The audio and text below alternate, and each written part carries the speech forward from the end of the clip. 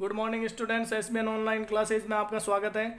अपना lesson number 3 सिंचाई, जिसे इरिगेशन कहा जाता है, इसमें टॉपिक है सिंचाई की विधियां जो 4 प्रकार की होती हैं। उनमें कल पृष्ठीय विधियों के बारे में अध्ययन किया और पृष्ठीय विधियां भी 3 प्रकार की थी। चौकेबार द्रोणी सिंचाई और बॉर्डर सिंचाई पट्टी और कुंड सिंचाई विधि के बारे में कल आपको बता दिया गया था। आज का अपना टॉपिक है अपृष्ठीय या अधोभूमि सिंचाई विधि। इससे क्या क्या होती है, इसका अर्थ क्या होता है। यानी कि किसी भी धरातल के नीचे फसल को जो जल किसी भी धरातल के नीचे एक निश्चित गहराई पर कृत्रिम जल स्तर बनाए रखकर फसल को जल की आपूर्ति की जाती है और यह आपूर्ति हमेशा खुली नालियों और रंध्रयुक्त पाइपों के द्वारा की जाती है। इसे अधोभूमि सिंचाई विधि कहते हैं। अतः कुछ स्थानों पर भूमि व स्थलाकृति की प्राकृतिक परिस्थितियां पौधे की जड़ों में जल की प्रयुक्ति भूमि की सतह के नीचे से करने के लिए अनुकूल होती है। तो इस प्रकार ये अधोभूमि सिंचाई विधि कहलाई जा सकती है, या दूसरा नाम है इसका अपृष्ठीय भूमि भी, इसको अपृष्ठीय सिंचाई विधि के नाम से भी इसे जाना जा सकता है। नेक्स्ट है बौछारी सिंचाई विधि।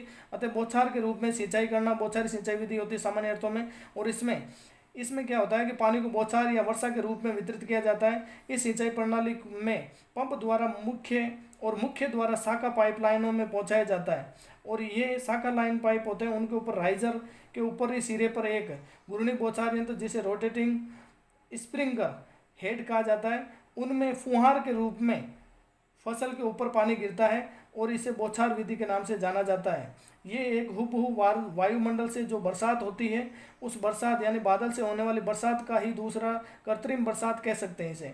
इसके लाभ क्या हैं? ये बौछार प्रणाली राष्ट्रीय यानी ये बौछार प्रणाली पृष्ठीय विधियों की अपेक्षा सुगम और सरल है, नंबर 1।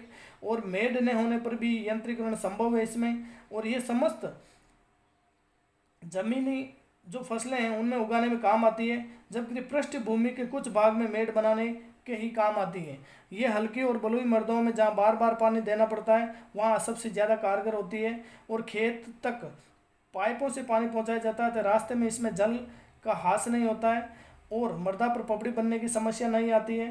पाले से ये सोते फसल को बचाया जा सकता है और सिंचाई के साथ में उर्वरक भी आसानी से दिया जा सकता है। इनके बाद में वातावरण में आर्द्रता बनाए रखने में भी ये सहायक होती है। तो ये इनके लाभ हैं। अब इनमें कुछ दोष भी हैं। वो दोष क्या है? नंबर 1, पर्याप्त तकनीकी ज्ञान की आवश्यकता नहीं है। नंबर 2, आरंभिक खर्च अधिक होता है। नंबर 3, लवणीय जल उपयुक्त विधि नहीं है। और नंबर 4, घूर्णी बौछार यंत्र अवरुद्ध होने की भी थोड़ी दिक्कत रहती है, पानी साफ नहीं होता है तब।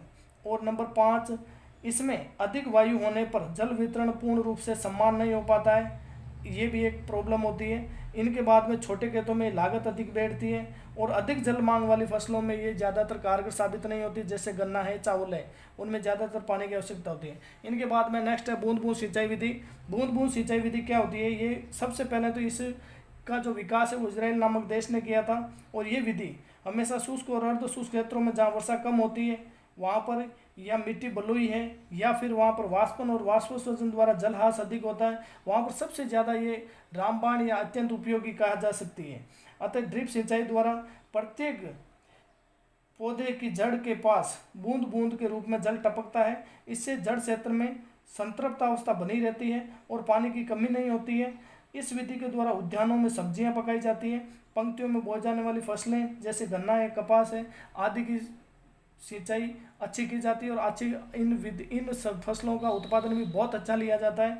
तो ये बूंद बूंद सिंचाई आज के ज़माने में जल ही जीवन जो एक नारा है उसको कारगर साबित करती है और जल का बूंद बूंद के रूप में पूर्ण उपयोग करना और उनसे किसान को अधिक से अधिक लाभ प्राप्त करना और लागत भी कम प्राप्त होना, तो ये किसान के लिए और जल की व्यवस्थाओं और जल स्रोत के लिए दृष्टिकोण से सबसे महत्वपूर्ण विधि है।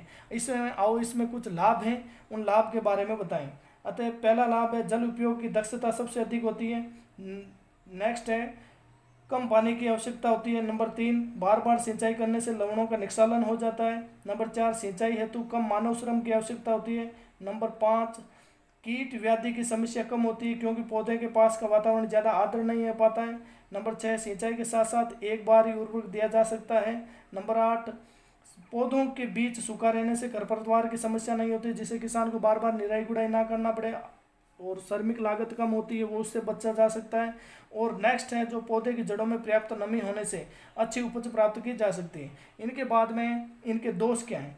सबसे पहला दोष है प्रारंभिक व्यय अधिक होता है और कुशल श्रमिक की आवश्यकता रहती है। जो जानकार व्यक्ति वही इसमें ज़्यादा कारगर साबित होते हैं। वार्षिक फसलों में बार बार लगाना और हटाना पड़ता है पाइप्स को। प्लास्टिक की बनी पाइप में यानी कि जो पार्श्व नलिकाएं चूहे या अन्य जीव द्वारा इन्हें काटा भी जा सकता है, ये भी एक टेंशन रहती है। अत्यधिक भारी मृदाओं में अंतःस्पंदन दर कम होने से जल एकत्रित होने की भी समस्या रह सकती है। और इनके जो इमिटर यानी इनका जो छिद्र होता है जिसे उत्सर्जक कहते हैं, वो महीन होने के कारण उनमें मिट्टी के कणों और जीवाश्म पदार्थ या रेसे या लवण के दाने जाके उन्हें बंद करने भी की समस्या रहती है। तो इसमें बार बार जो पाइप्स के रंध्र होते हैं वो बंद हो जाते हैं। तो ये इनमें समस्याएं रहती हैं।